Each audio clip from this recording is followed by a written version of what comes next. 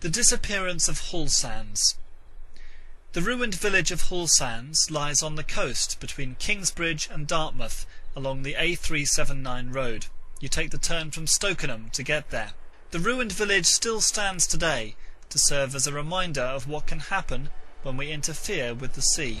Early Hallsands was built between the cliffs and the sea in the 18th and 19th century. It had between 30 to 40 houses, and the inhabitants depended on fishing for a living, particularly crab fishing. Protected by the shingle beach, the village withstood the worst of the sea. Some 25 miles northwest of Hallsands lies Devonport, built around the naval dockyard it was founded to serve. As the size of the ships grew, the Admiralty decided to extend the docks, doubling them in size. In January 1896, the contract went to Sir John Jackson Limited. In August of 1896, Sir John wrote to the Board of Trade, requesting permission to dredge the shingle from along the coast between Hallsands and B-Sands. The shingle was the property of the Crown, under control of the Board of Trade below the watermark, and the Office of Woods above the watermark. Permission was granted on highly favourable terms, although the agreement did include a clause giving the board the right to cancel the licence if they believed the dredging might threaten the shoreline. Astonishing as this was, no one bothered to consult the villagers. As soon as the dredges in April 1897 appeared, they protested to their MP, Colonel Frank Mildmay.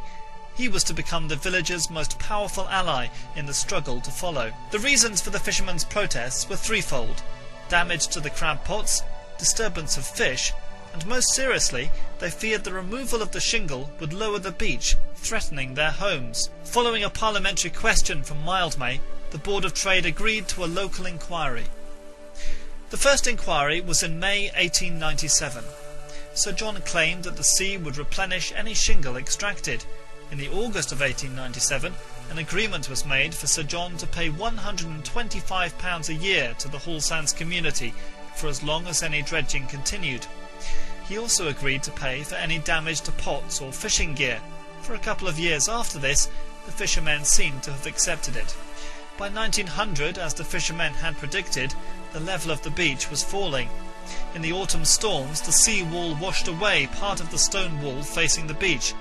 In November of 1900, some property owners and Mr. Spittle, owner of the London Inn, whose property was the first to suffer, petitioned their MP complaining of the damage to their houses. Sir John replied denying responsibility, but he offered to pay for any damage his work caused, and for up to 6 months afterwards. The villagers did not respond, but in March 1901, Kingsbridge Rural District Council complained of damage to the road.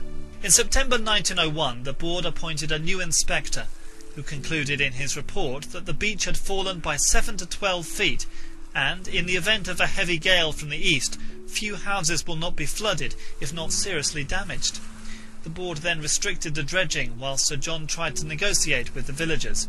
On New Year's Day, 1902, they took the law into their own hands, and prevented the dredgers from landing. On January 8, 1902, the licence was revoked.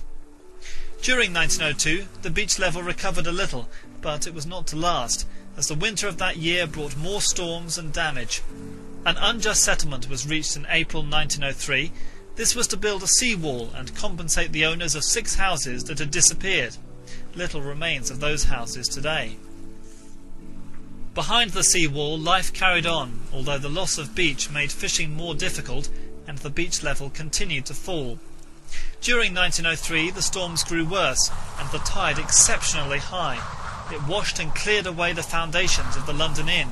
By 1905, the sea-wall was completed, but some houses were destroyed by then, although some had been repaired. When war broke out in 1914, some of the men went to fight and were away when, on that extremely fateful night of January the 26th, 1917, a combination of easterly gales and exceptionally high tides breached the sea wall and Hallsands defences. As the waves and shingle hit the houses, the sea broke into the homes from under the floorboards. The villagers hung on to door frames as the waves crashed about them. They could not get out until the tide went out. The storm that night had torn the village street up. Cottages had collapsed, while others had tumbled down. It was amazing not one of the villagers died or was injured. By the 28th of January, old Hallsands was no more. and only the few buildings at the top of the cliffs had been untouched. This left 24 families homeless. Eventually, the villagers signed a £6,000 full and final settlement. But was this a fair settlement?